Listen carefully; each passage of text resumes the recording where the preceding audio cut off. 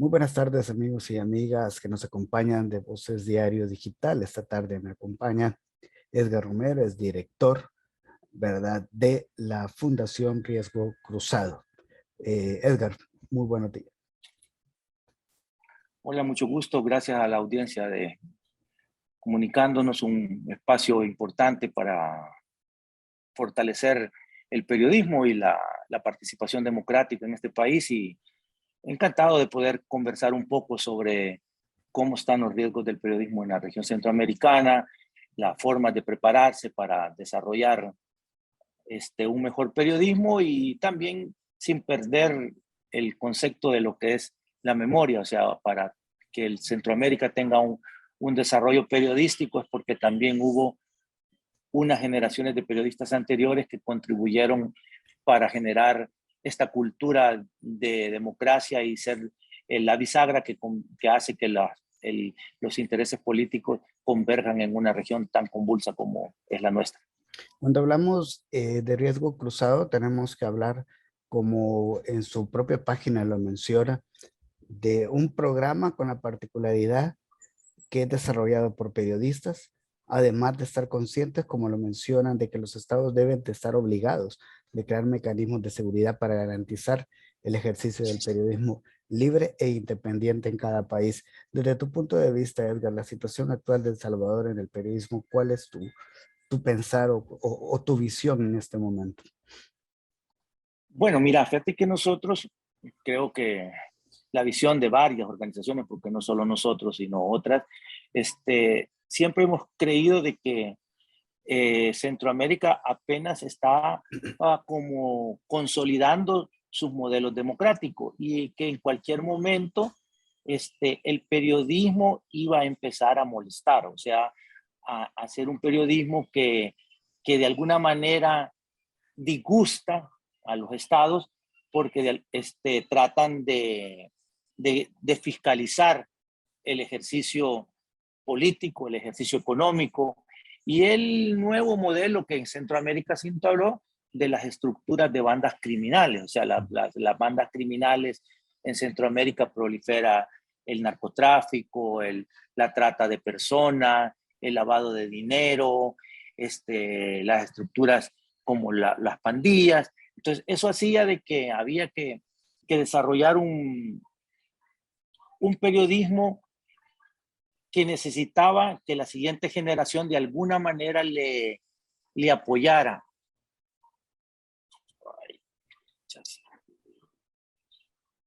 Yo creo que te Estamos bien. votaron ahí. No, estamos bien, no hay problema. Entonces, en ese espacio que te estaba, bueno, te voy a hacer un resumen ahí. En esa parte que te hablaba, permíteme un momentito. Pedimos las disculpas técnicas en este momento, pero como la situación no amerita, no tenemos el total control de lo que sucede en el Internet. Edgar, por favor, continúa con tu idea. Sí, como te venía comentando, esta Centroamérica que estaba inmersa en estas problemáticas que podían hacer en determinado momento cambios repentinos de 90 grados para poder ejercer el periodismo en la región. Es por eso que nosotros decidimos, sucede de un hecho específico. O sea, está el asesinato de Cristian Poveda por una estructura de la pandilla, y eso nos obligó a nosotros a decir, bueno, el periodismo en los próximos años va a sufrir ataques, y si no estamos preparados, las condiciones de muchos va a ser mucho más vulnerable. Es así como Riesgo Cruzado surge, y como tú dices, para tratar de garantizar ese periodismo independiente, independientemente de que en el medio en el que tú trabajes, porque esa es otra particularidad.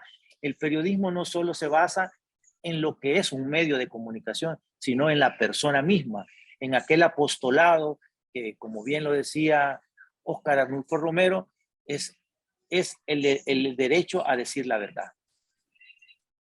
Sin embargo, hay algo interesante con lo que me mencionas en el caso de Cristian Poveda, y surge la pregunta, ¿hasta dónde el periodista tiene que llegar? porque tú bien sabes, pues él trató de realizar o de terminar sus documentales de la vida loca, ¿verdad? Él se introdujo muy de lleno con las pandillas, pero eso le terminó cobrando la vida. Y la pregunta es, ¿hasta dónde el periodista se debe de involucrar en este tipo de investigaciones o en este tipo de temáticas?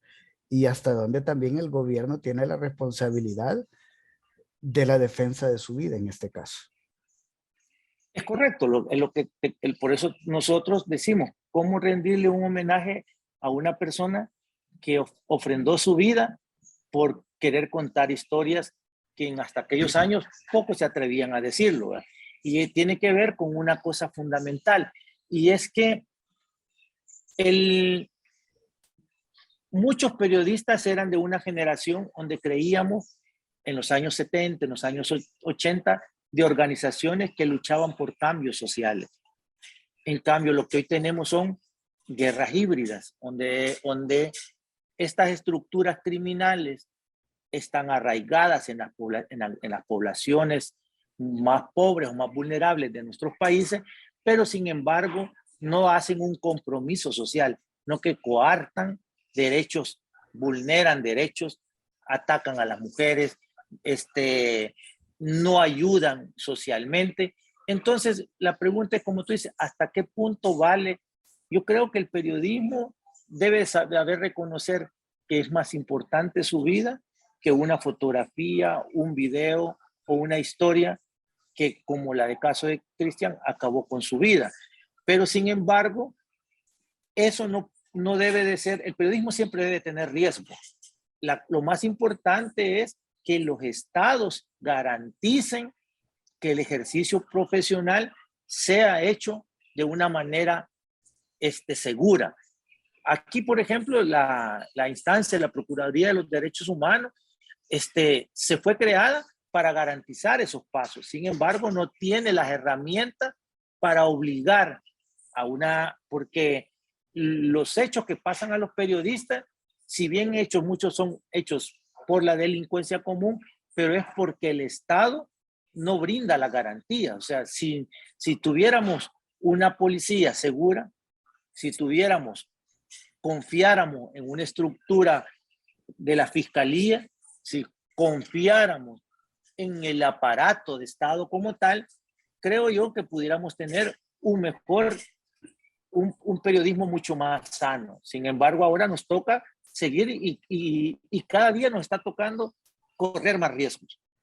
Con referencia también a esto, tú, claro, marcas un hecho importante aquí en El Salvador, en el caso de Cristian Poveda, pero ¿qué opinión te da también que el Estado no ha respondido ni parece responder por los asesinatos a periodistas durante el conflicto armado? ¿Consideras que es una deuda pendiente o es algo que debería dejarse de lado para poder brindar esa seguridad en el presente? Bueno, es que mira, yo lo que sí creo que oficialmente, mira, o sea, veamos, por ejemplo, ¿por qué todavía no cerramos heridas? La Comisión de la Verdad fue clara y puso que el aparato de Estado contribuyó a generar odio y terror contra el ejercicio del periodismo. Y dentro de ese marco es que mueren, por ejemplo, los periodistas holandeses. Y eso está aprobado en la Comisión de la Verdad y comunicando, has trabajado fuertemente en un documental donde demostró todavía más, con más fuerza, que eso fue hecho con dolor, saña y por una decisión de una parte. Yo creo que hoy en día es lo mismo, o sea, es lo mismo lo que va a pasar. Lo que pasa es que ya no necesariamente son los ejércitos o las policías las que cometen esos crímenes. Lo cometen ahora, te puede ser una cosa sencilla, un accidente de tránsito, un robo común, un asesinato que dice producto de la delincuencia, pero son hechos que se van sumando y que si tú los investigaras a fondo, si hubiera, podías darte cuenta que muchas veces detrás de eso hay hechos premeditados, hay formas en que vos decís, algo sucedió detrás de esta causa. Y yo creo que hasta ahí muchos de los colegas periodistas todavía no lo están viendo, no están valorando el riesgo que se está enfrentando porque ahora es de una manera sutil.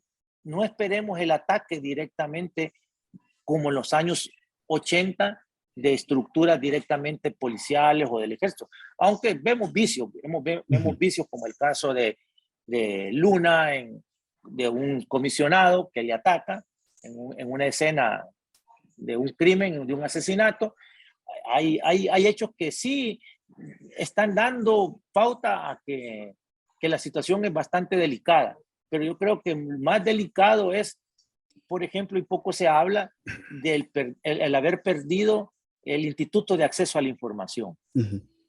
El Instituto de Acceso a la Información creo que es uno de los golpes más duros que ha enfrentado el periodismo en los últimos 2 años y del que poco o casi nada decimos, ¿verdad? Porque nos dedicamos más al temor que nos ofrecen las redes sociales o los ataques que hay directamente por redes sociales, pero sin embargo no nos estamos cuidando que ese ataque en redes sociales se puede convertir en un ataque físico. Hay algo interesante también de lo que mencionas y es con referencia a este trabajo periodístico que se realiza por parte, o que se dejó de realizar prácticamente al retirar el Instituto de Acceso a la Información, que era una herramienta que muy pocas personas utilizaban, prácticamente solo periodistas llegamos a utilizarlo y gracias a eso pues brindábamos la información necesaria en X o Y casos. Sin embargo, hay también un tema de profundidad y es independientemente, dices tú, del periódico o el medio de comunicación que tenga que ver, pero entra la discusión de la línea editorial. ¿Qué opinión te viene a ti cuando llaman la línea editorial o lo que a veces mencionan los que pagan el medio de comunicación? ¿Cómo referir también a eso frente a la investigación y el acoso de parte del Estado? Bueno, mira, eso de la línea editorial en estos tiempos tiene como un cambio importante. Han cambiado los paradigmas, ¿va? O sea, en los años, ¿cómo se llama? 80, en los años 80 las líneas editoriales estaban bien definidas, bien definidas. Yo creo que aquí en El Salvador teníamos claro que el aparato, el sector cafetalero, agrario, controlaba uno de los medios, los políticos de alguna manera controlaban otros medios, estaba todo bien ligado. Eso se rompe cuando surge las radios participativas, ARPA, con su papel, pero que también responden a una línea editorial, responden a la línea editorial de los sectores más vulnerables. Yo creo que es eso, el diario Colatino respondía a los intereses de una línea editorial de otra manera. Sin embargo, ¿verdad? Hoy en día, o sea, bien curiosamente, pues el grupo Altamirano ahora es de los que más sufre ataques a la prensa, ¿va? O sea, y anteriormente, con la discusión de lo que significa la Comisión de la Verdad, los nombra con nombre y apellido a los 2 periódicos que contribuyeron a generar el odio. Pero hoy en día esos 2 periódicos juegan otro papel. ¿Por qué? Porque se ha creado un nuevo monopolio. Está surgiendo. Y en esto también tenemos que ver lo transnacional, porque también hay que entender que ahora detrás de los grupos económicos también están las grandes corporaciones, ¿va? Y las grandes corporaciones cada día o casi nada están haciendo también por garantizar los periodistas. Fíjate que Centroamérica, por ejemplo, Guatemala, la gente toda trabaja por prestación de servicios. En El Salvador muchos trabajan por prestación de servicios. Entonces quiere decir que las líneas editoriales hoy son más cambiantes, son más difíciles. Yo lo que creo es que también nos hemos olvidado, y creo que ahí es el gran reto del periodismo, es que las plataformas multimedia son donde la mayor gente está recibiendo la información. Y esa está controlada por Google, Amazon, Facebook, que les importa un carajo la ideología, lo que les importa es quién les paga económicamente. Y yo creo que en ese sentido, el aparato de Estado que hoy gobierna El Salvador ha sabido controlar y desde esa forma manipular a las grandes masas. Y el periodismo nos está tocando reconvertirnos y luchar ya no solo contra los poderes económicos locales, sino contra estos aparatos transnacionales. ¿Consideras que entonces un mejor salario al periodista le llevara a hacer ese periodismo independiente o, como diría Gabo, el periodismo es el mejor oficio del mundo y lo haría independientemente de lo que le paguen? Fíjate que yo en eso tengo mis discusiones serias. Yo creo que el periodismo debe tener un salario correcto y justo, pero no debería ser lo que privilegie para ejercer el periodismo. ¿Por qué? Porque eso es lo que nos pasó en estos últimos año y medio, pues. O sea, muchos de los que hacían el mejor periodismo, por un pequeño porcentaje económico, emigraron a los nuevos A los medios medios, estatales, digámoslo así. a los medios del Estado. Creo que una deuda política que tuvo los gobiernos de izquierda fue de que no le apostaron a crear los medios públicos. Creo yo soy de la tesis de que lo que debería haber existido son medios públicos. O sea, si hubieran medios públicos que hubieran cambiado y hubieran reformado la pauta publicitaria y que de eso se hubiera sostenido un ente autónomo que garantizara que independientemente quién llegara al poder, los medios públicos jugaran un papel importante. Es el caso de BBC de Londres, Radio Netherlands, de National Public Radio en Estados Unidos. Son medios que se les considera medios públicos, ¿verdad? Y eso aquí no existe en medios públicos. Aquí hoy lo que existe son medios del aparato de Estado,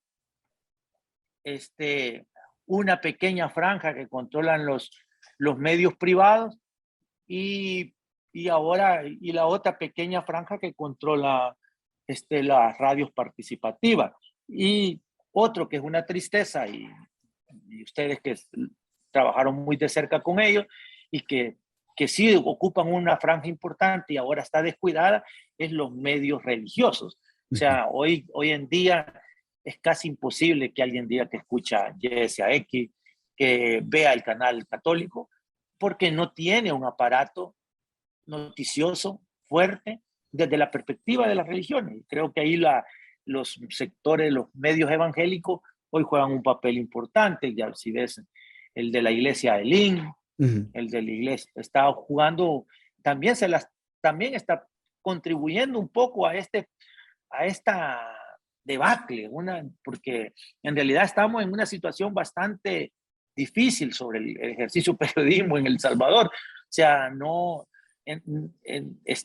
está haciéndose, o sea, creo que un gravísimo error fue la escuela de comunicaciones. Voy a hacerlo más énfasis con la escuela de la universidad pública, porque por ende es una universidad pública, pero la calidad de periodistas que forma no tienen una base ideológica, salen sin una base ideológica, salen preparados técnicamente, pero no tienen un contenido ideológico. ¿Para ti qué significa este contenido ideológico? ¿Cuál sería el perfil, digámoslo así, del periodista no perfecto, pero sí pertinente para hacer o para realizar el oficio del periodismo? Yo creo que es aquella persona que sepa discernir. Yo creo que hay que saber discernir y tener claridad de que el oficio no es la plata, sino que tiene que ver con compromiso. Si yo sé que voy a ir a trabajar a un medio del aparato del Estado, saber que mi rol es ese y que el día de mañana ese aparato de Estado va a cumplir su periodo político y va a tener que regresar de nuevo a otro espacio. Que si yo trabajo en el diario Colatino, debo saber que respondo a los intereses de un medio de pensamiento de izquierda. Que si yo trabajo en el periódico o los medios del Grupo Altamirano también responden a un aparato económico que es el que les da vida, y ese nivel lo perdemos. Entonces, en poco tiempo, tú encuentras colegas que de la noche a la mañana se ponen una camiseta y atacan a su mismo compañero a sabiendas que el día de mañana quizás ya no van a estar en ese mismo espacio. Ahora, ¿cómo retirar, digámoslo así, esta parte de atacar al compañero, como tú lo dices, si tienes por delante lo que ya te he mencionado antes sobre la línea editorial, y tú mismo lo mencionas, cómo ser ético dentro de un aparato que aparentemente ahorita los está forzando y cansando a los periodistas que decidieron moverse de medio a una estatal por una mejora económica? Que allí viene la habilidad. Mira, o sea, yo creo que la habilidad de cómo contar las historias, yo creo, ustedes acaban de demostrarlo, o sea, la nota sobre los periodistas holandeses fue publicada en muchos de los medios. ¿Por qué? Porque saben encontrar notas y contar la historia de otra manera. Yo creo que para contar el hecho de las muertes de mujeres, no necesariamente la tengo que contar solo con cifras. Creo que se puede contar desde otra perspectiva y yo creo que la gran escuela de los años 70 y 80 es esa, pues, de que la gente tuvo la habilidad de saber contar historias de cosas sencillas, pero que impactaban enormemente. Hay algo también que me mencionaste de último y también es importante sacarlo a la luz en este trabajo y oficio periodístico, es sobre la unificación entre todos los colegas periodistas. Tú, yo, entre muchos otros colegas sabemos el detrás de cámara de ir detrás de una noticia, estar afuera de los juzgados, estar afuera de cualquier institución pública, estar en las calles antes de entrevistar a un funcionario y nos reímos, compartimos, ¿verdad? Y contamos experiencias entre todos. Pero cuando nos damos cuenta de ataques que han hecho estos mismos funcionarios a los cuales se les ha pedido entrevistas, no existe esta unificación entre colegas periodistas. ¿Tú crees que hay, o mejor dicho, tú crees que es pertinente esta unificación o es realmente imposible unificar el medio periodístico? Mira, nuestra experiencia nos dejó una lección bastante grande. Lo que antes se llamaron las asociaciones de prensa y todo eso, también tienen que modernizarse y cambiar. ¿Verdad? Tienen que modernizarse y cambiar.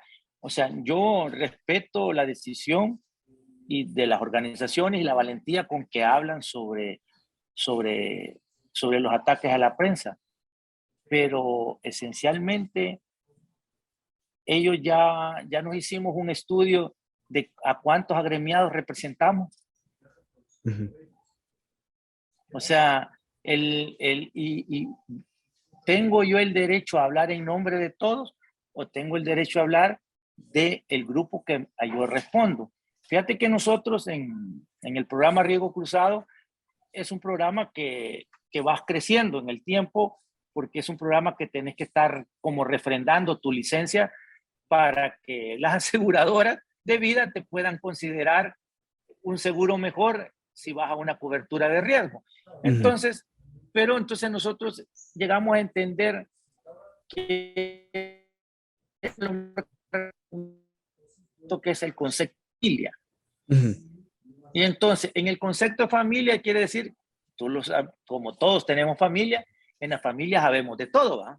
Buenos, malos, amargos, dulces, gorditos, de lo que sea, pero al final somos familia. O sea, si algo te pasa a vos, es tu familia la que te busca. Entonces nosotros lo que hemos ido tratando de inculcar es ese concepto, el concepto de familia. Es decir, que independientemente hoy estés trabajando en una televisora grande y mañana te toca ir a trabajar en una televisora pequeña, pero no perdiste la parte esa que era de tener la familia. Entonces, allí creo que es donde está la gran dilema.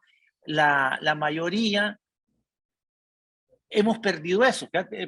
Fíjate cómo era la cultura de los profesionales del derecho. Los profesionales del derecho, hasta hace poquito que le acaban de romper la tradición, ¿verdad? Pero era la generación de tal año y todos eran los jueces. Después esa generación llegó a ser los magistrados, iban por generaciones, Correcto. independientemente. Pero no, aquí no. Aquí tú saliste con 10 colegas de la universidad y 5 se lograron colar en un medio grande y son incapaces de acordarse de vos y decirte, mira, te vamos a traer a este espacio, porque no teníamos ese concepto. Era mentira que el periodismo tenía ese concepto de organización. Y eso tiene que ver, porque también un poco, porque hay la inmensa mayoría de los que trabajan en los medios no son graduados. Sí, empírico. No son graduados. Allí encontramos de todo, pero son pocos los que están graduados. Ahora, en este concepto de familia, así como tú lo mencionas, vamos a decirlo, interesante o motivador, ¿verdad? El hecho de que, como tú dices, en toda familia hay de todo, pero si algo le pasa a un miembro, pues todos lo sentimos y tratamos de darle esa protección. Sin embargo, y repito la misma analogía que tú mencionas en ese concepto de familia, tú dijiste un medio grande, un medio pequeño. ¿Tú no crees que existe en esta analogía de familia quién quiere creerse el papá y la mamá de la familia? Bueno, mira, esos son procesos evolutivos, eso es un proceso evolutivo de una familia, ¿va? O sea, en tu familia hay abuelos, padres, tíos, hermanos, primos y vas creciendo. O sea, nosotros hoy, claro, nosotros sabemos que, y la pregunta es, ¿cuándo un abuelo deja de ser abuelo en una familia? Cuando fallece, cuando ya se cansa, cuando ya pierde fuerza, va perdiendo, y va otro, le toca ir asumiendo riesgo. Fíjate que nosotros tenemos gente en Nicaragua, que del programa Riesgo Cruzado, tú sabrás Ujú, Nicaragua la situación, claro. y qué pasa, de la noche a la mañana hay alguien que todos le consideran como la mera mera del Ujú, programa, y la verdad es alguien que no es que ella se lo asumió, sino que simplemente su responsabilidad, su compromiso por el ejercicio del periodismo ha contribuido a que ella tuviera alcanzado liderazgo. En Honduras es igual, en Honduras es igual, ahí tenemos a varios que, como tú dices, siempre va a haber, o sea, la lógica del ser humano no hay que quitársela. La lógica del ser humano siempre va a tener liderazgos y luchas. O ujú. sea, Fidel Castro, ¿por qué duró tanto en el poder? Pues porque tenía un liderazgo innato. ¿Qué es lo que le pasa a Díaz Canel ahora? Es que no tiene el liderazgo con el que lo ha conversado. Ujú. ¿Qué le pasó a países como Venezuela? Venezuela le nace un liderazgo de la noche a la mañana, pero no pudo encontrar su sustituto. Y mira eso, los grandes empresarios tienen una cosa que se llama el INCAE, y Ujú. uno de sus cursos ahí en el INCAE es cómo ayudar a que la segunda generación consolide para que la tercera lo, lo desarrolle. Yo Desarrollo. creo que ese ha sido uno de los grandes retos del periodismo en Centroamérica. O sea, ¿por qué crees tú que Europa tiene un periodismo sólido? Porque tiene generaciones tras generaciones que van inculcando ciertas medidas. El caso de nosotros acá con el apoyo de Free Press. Free Press Ujú. Unlimited es un grupo de periodistas que se organiza en Holanda y ha ido y ahora ya son una nueva generación la que está ahí dirigiendo Free Claro. Press, pero sigue trabajando con la misma mística que la siguiente generación le heredó. Y eso es ese es el gran reto al que estamos obligados. Yo conozco el caso de ustedes, pues el liderazgo de alguien allí ha hecho de que otra generación ahora empiece a manejar y controlar las riendas de este proyecto que no le está haciendo fácil, pues les ha tocado momentos duros y difíciles, ¿no? Edgar, pasando a un tema que ya es del presente, ¿verdad? Dejando de lado en sí toda la labor periodística y las generalidades y perfiles del ejercicio periodístico, hablemos precisamente de la ley de agentes extranjeros.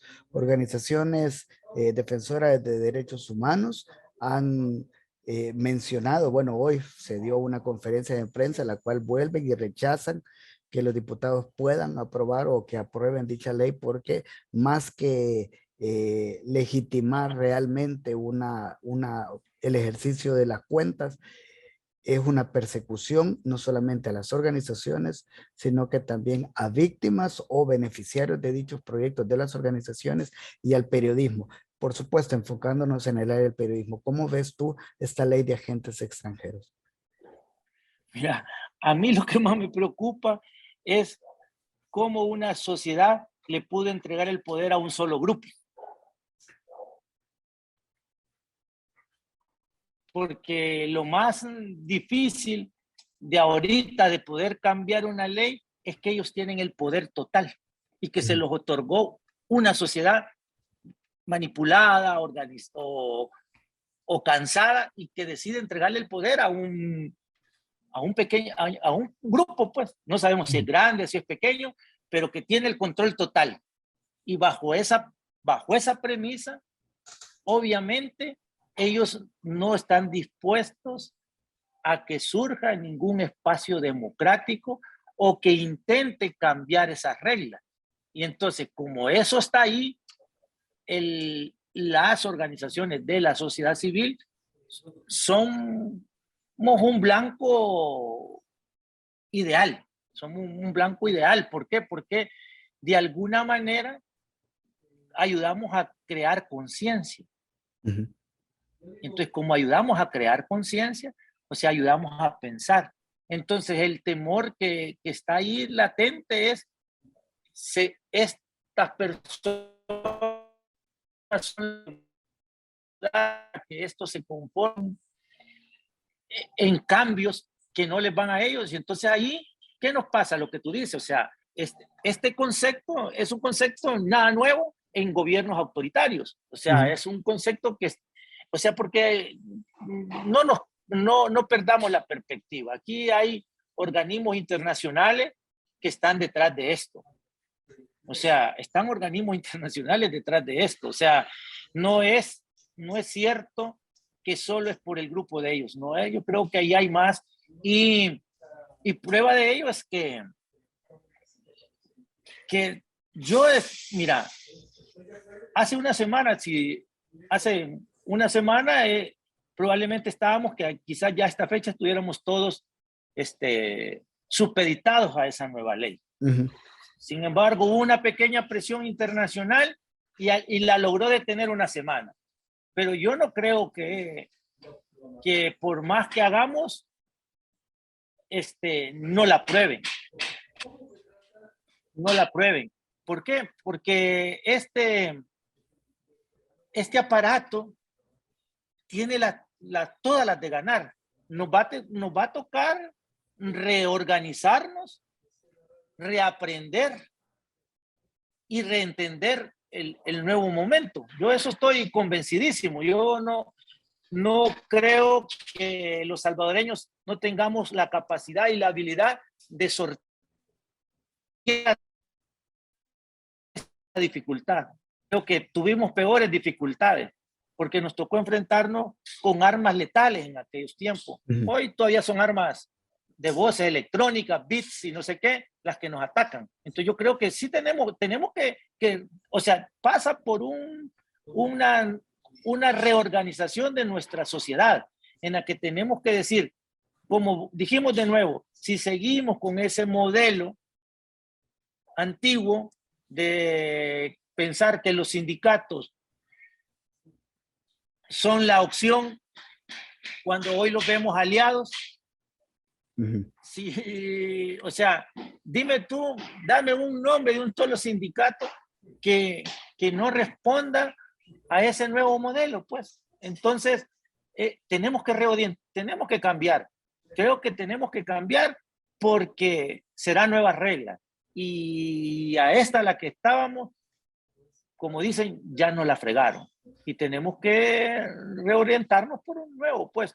O sea, si nosotros trabajamos y caminamos con la verdad, con la justicia, con el interés de reparar, con el interés de no olvidar a las víctimas, creo que vamos a salir adelante. Pero si nos quedamos de brazos cruzados pensando que lo vamos a revertir, creo que la tenemos más difícil. La que hasta el día de hoy fue la encargada de negocios de los Estados Unidos, Jan Maness, mencionaba que llegó un momento en el cual el aparato de comunicaciones del Estado llegó no solamente a los ataques a ella, sino que hasta el presidente de los Estados Unidos.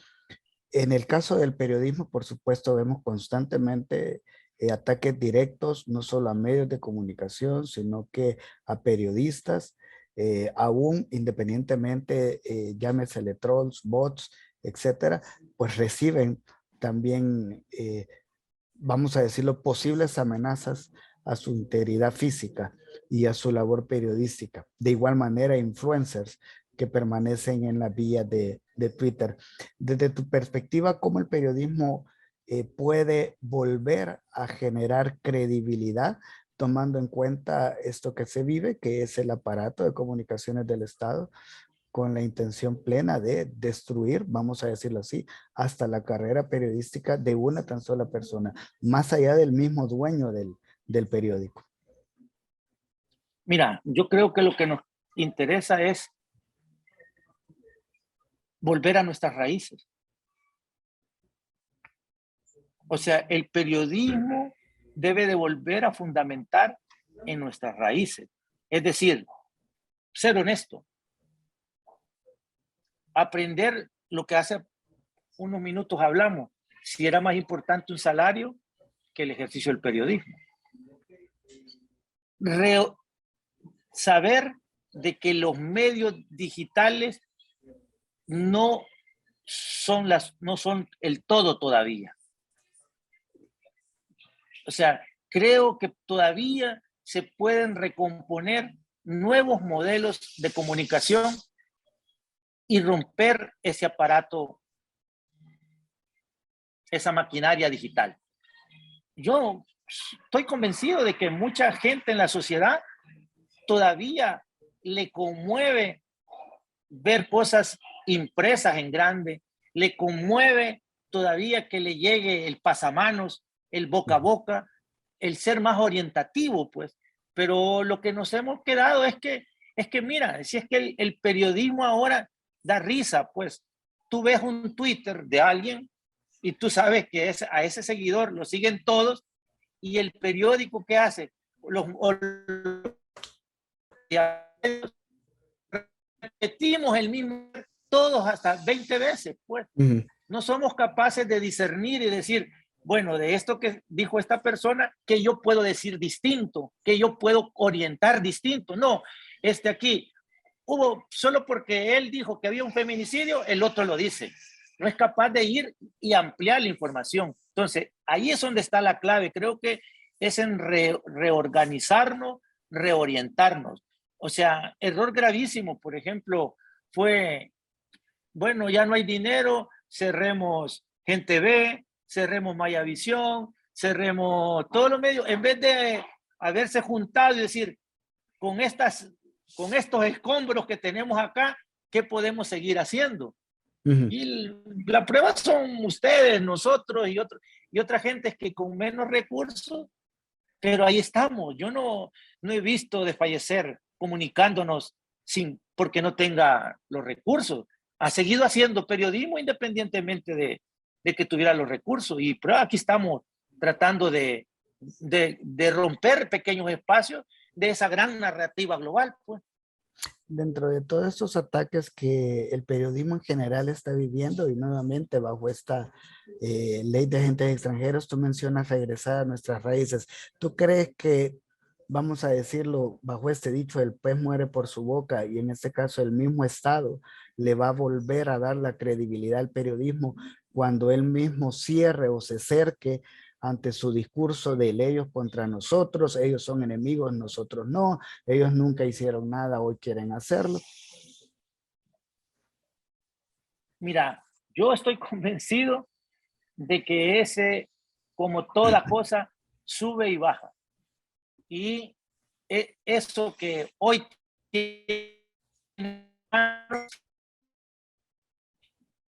hasta el mejor mono se le cae la fruta. Y la pregunta es, ¿quiénes vamos a estar dispuestos a esperar cuando esa fruta se caiga y tener la capacidad de levantarla? Porque no es rasgándonos las vestiduras y sufriendo que vamos a hacer mejor periodismo. Creo que el mejor periodismo lo vamos a hacer en la medida que desde nuestras propias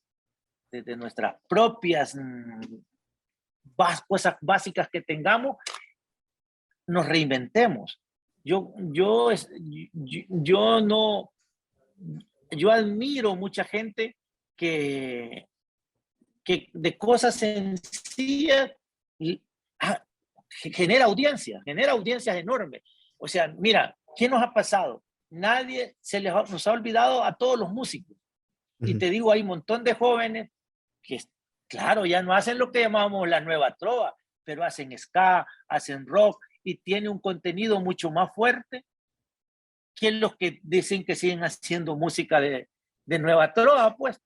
O sea, ¿y por qué los hemos agrupado? No, no los hemos agrupado. Hemos reagrupado al sector literario. Hay mucha gente haciendo, pero ahí está, como te digo, hay plataformas que la gente desaprovecha. O sea, Spotify es una. Hay tanta gente que está haciendo buen podcast y nadie lo está tomando en cuenta. Y está generando opinión. Entonces, sí hay formas de romper, porque Facebook va a llegar, va en picada, pues, si su mismo Zuckerberg lo ha predicho. Entonces, pero cuando alguien le pregunta, ¿quieres hacer un medio alternativo? Sí, en Facebook. Sí, YouTube. O sea, nos falta reunirnos, reorganizarnos, hacer alianza con los ingenieros en sistema, construir alianzas para generar una nueva plataforma que realmente le compita, porque eso es lo que nos falta, tener la misma calidad que ellos para competirle, pero no podemos competirle con un periodismo mediocre. Antes de hablar sobre, ya de lleno, sobre riesgo cruzado, me gustaría hacer esas dos últimas preguntas. Desde tu punto de vista, y si es posible me regalarías nombres, sería muy bueno. Para ti, ¿quiénes son los líderes en periodismo en El Salvador que pudieran hacer exactamente ese trabajo de unificación de colegas? Y segundo, ¿tú ves pronto una ley, de verdad, una ley de protección para periodistas en El Salvador? Mira, yo dos cosas. Yo voy a empezar por lo último que me dijiste. Hace un par de años alguien nos convocó para una cosa de una mesa de protección. Yo siempre hablé de lo primero que era que tenía que tener una base jurídica, porque si no tenía una base jurídica iba a ser algo muerto. No creo en imposiciones. De repente nos dijeron, alguien se le ocurrió decir que quería crear una ley de protección a periodistas. Mira, yo lo más que creo que debe de hacerse es, primero es reestructurar el modelo de formación del periodismo. ¿Por qué? Porque si no reformulamos y si seguimos sosteniendo, ¿de qué nos sirve tener las mejores escuelas de periodismo si el 80% de esos personas trabajo?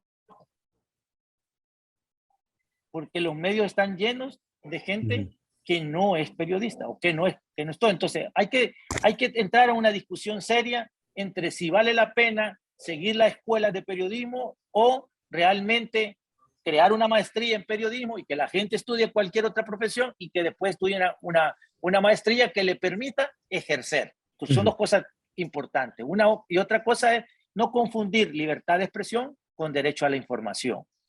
Son dos elementos fundamentales. Entonces, para después dar un paso, así decir, yo abono porque se cree una ley de medios públicos. Una ley de medios públicos. Una ley de medios A públicos. partir de ahí, a partir de tener ese concepto desarrollado, creo que hay que sincerarse a una gran convocatoria, pero una convocatoria amplia, sin ataduras, para un debate sobre el papel de cómo se debería de fortalecer y reorientar el periodismo en El Salvador. ¿Por qué? Porque ahí las escuelas de comunicaciones deben de tener una participación y hacerse una mea culpa de de quienes forman y qué expectativas le dan a las nuevas generaciones. Dos, los que trabajamos en este apartado de seguridad, periodistas, libertad, reconocer quiénes estamos haciendo ese trabajo, cuáles son nuestras características, cuál es el modelo formativo que se está haciendo. Tercero, reaprender la gente que quiera trabajar en organizacionalmente, reorganizar si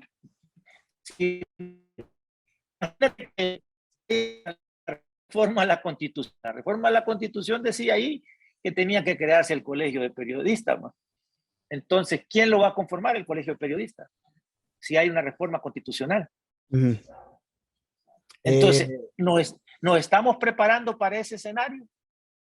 Creo que no nos estamos preparando para ese escenario. Y como te digo, ellos tienen la correlación, tienen los votos, tienen el aparato de justicia, tienen el aparato, todo en sus manos, pueden hacerlo. Y entonces, si nosotros no llegamos a tiempo a ese espacio, como cuando el gobierno de Funes nos dio la oportunidad de estar en el Instituto de Acceso a la Información y pusimos una colega, pero después por pleitos de las dos organizaciones de periodistas, perdimos el espacio en el siguiente periodo y quedó acéfalo y le dejó servida la mano para que este nuevo gobierno pusiera el comisionado sin pena ni gloria.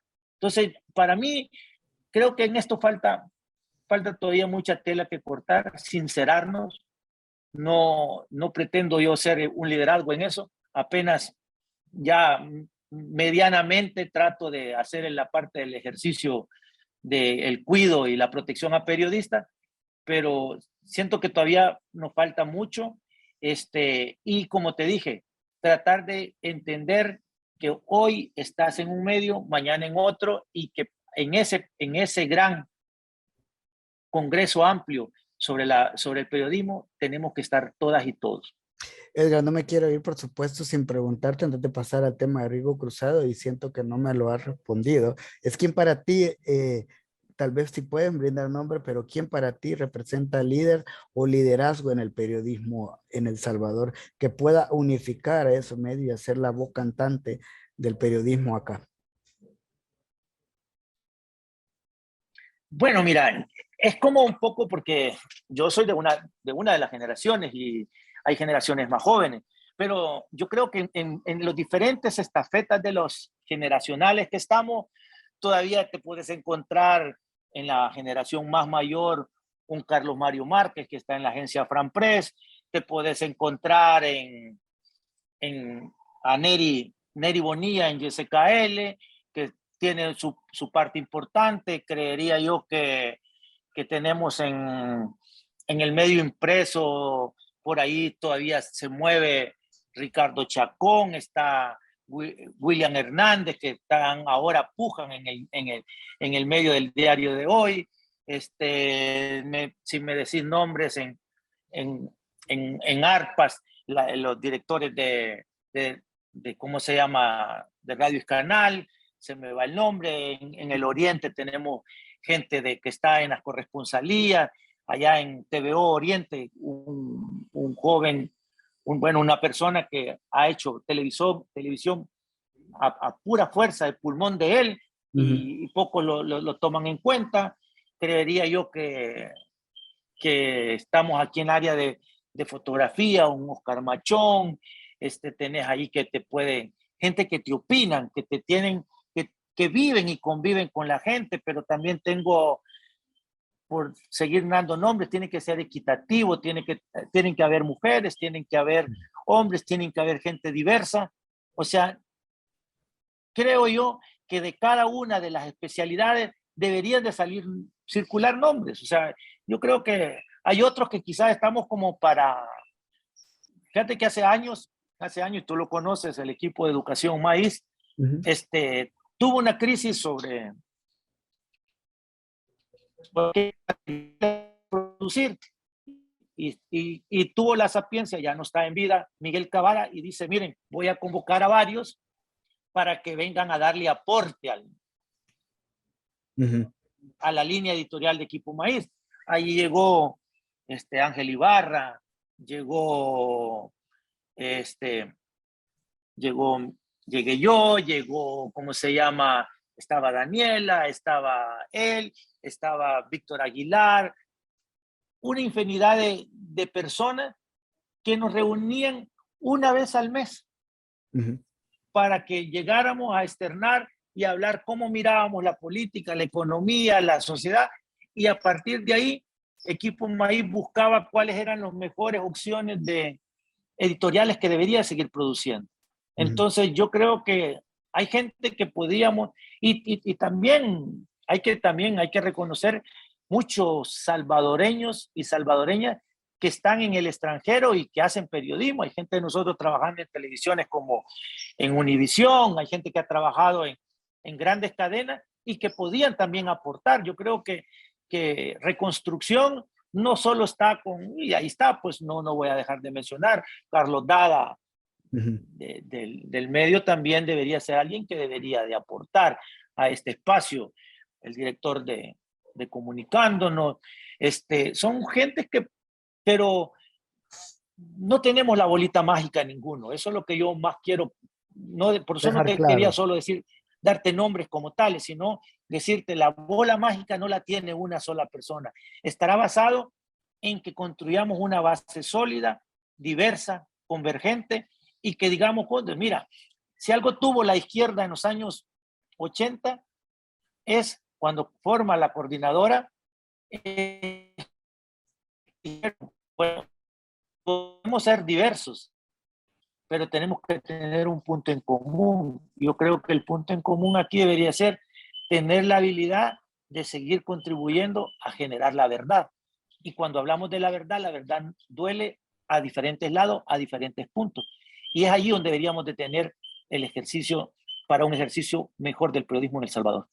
Edgar, hablemos de riesgo cruzado. ¿Cuáles son los nuevos proyectos, nuevas actividades que se tienen por parte de riesgo cruzado?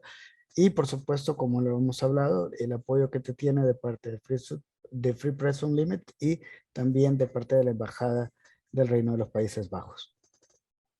Bueno, mira, riesgo cruzado, como en esta plática hemos hablado, surge a la raíz de la muerte de Cristian Poveda. Era un programa que se fue consolidando y hace 6 años en Free Press Unlimited confió en nosotros para fortalecer un modelo de formación a periodistas en El Salvador. En el cabo de un año estábamos formando periodistas de todo Centroamérica. Trabajamos en Honduras, Guatemala, Nicaragua y tiene 7 componentes. La seguridad física, en el cual está la salud integral, la defensa personal, el ejercicio de el periodismo seguro, Ujú. que tenemos el área jurídica, la parte de adiestramientos con experiencias militares, toda esa amalgama de profesionales que fuimos construyendo basados en un principio. La mayoría de los modelos de formación en seguridad periodista los desarrollan militares.